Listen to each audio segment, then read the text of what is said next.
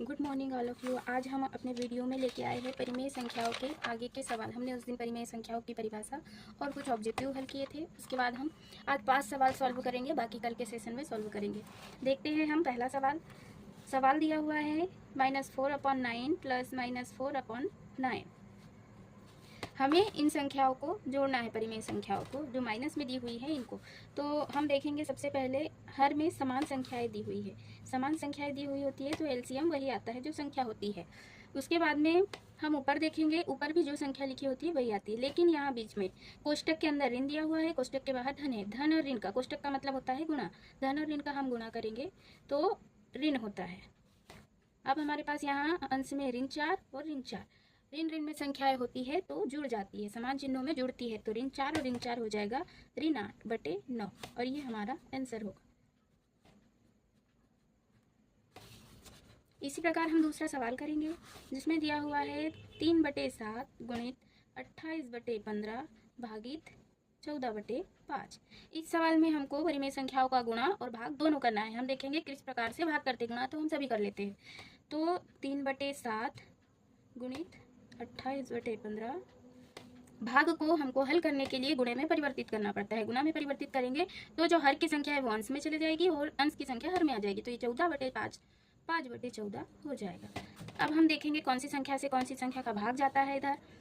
तो 3 से भाग चले जाएगा 15 का 5 बार, 3 5 15। फिर 7 से चला जाएगा 28 में, 7 एकम 7 और 7 चौक 28 4 बार। अब ये 4 का भाग ये 4 से चला जाएगा एक बार, और ये 5 का भाग ये 5 से चला जाएगा एक बार।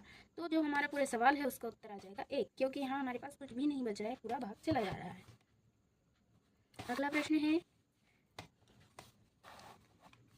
6/13 को, कोम और का मतलब होता है गुणा, को ऋण 7/16 से के व्युत्क्रम से गुणा। व्युत्क्रम मतलब होता है उल्टा।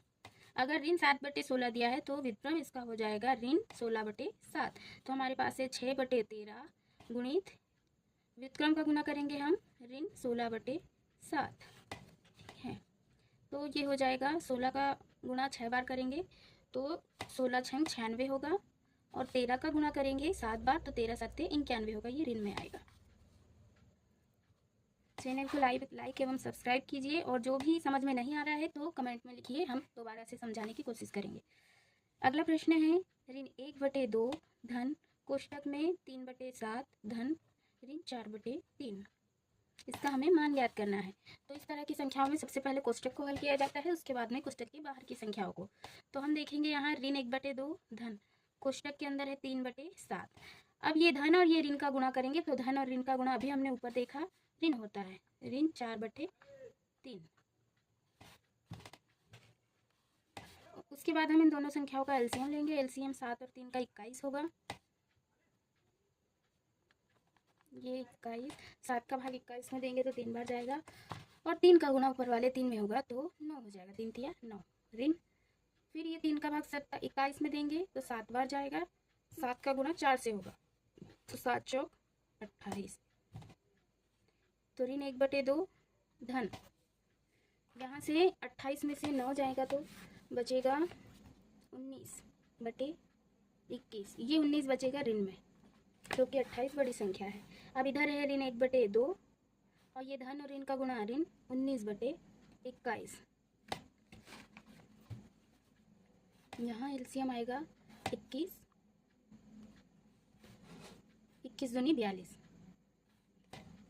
2 का भाग देंगे 21 बार जाएगा, 21 का गुणा 1 से होगा तो ये ऋण 21, ऋण 21 का भाग 2 बार जाएगा, 19 दूनी 38, तो ये ऋण और ऋण में है तो जुड़ जाएंगे, 8 और 1 9, 3 और 2 5/48, ये ऋण में उत्तर आएगा।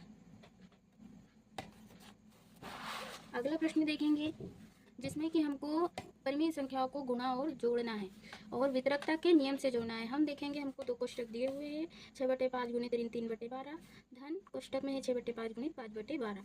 अब हम इन दोनों तरफ देखेंगे कि 6/5 दोनों में समान है, तो हम 6/5 को कॉमन निकाल लेंगे, और ये सवाल मोस्ट इंपॉर्टेंट है, आता ही आता है।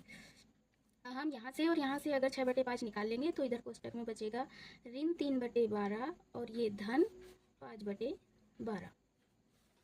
अब यहाँ है 6/5, अंदर कोष्ठक में एलसीएम 12 आ जाएगा हमारा, और ऋण 3 और धन 5, 6/5। अब ऊपर की संख्या ये ऋण में है, ये धन में है, तो इसका हो जाएगा, घट जाएगा, तो यहाँ बचेगा 2/12।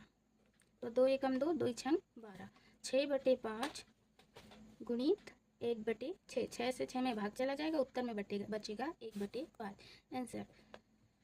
आप सभी को बहुत बहुत धन्यवाद। चैनल अगर पसंद आया है तो लाइक कीजिए, सब्सक्राइब कीजिए और कमेंट भी कीजिए कि हमें और किस तरह के सवाल समझाना है। आगे के सवाल हम कल के सेशन में करेंगे। धन्यवाद।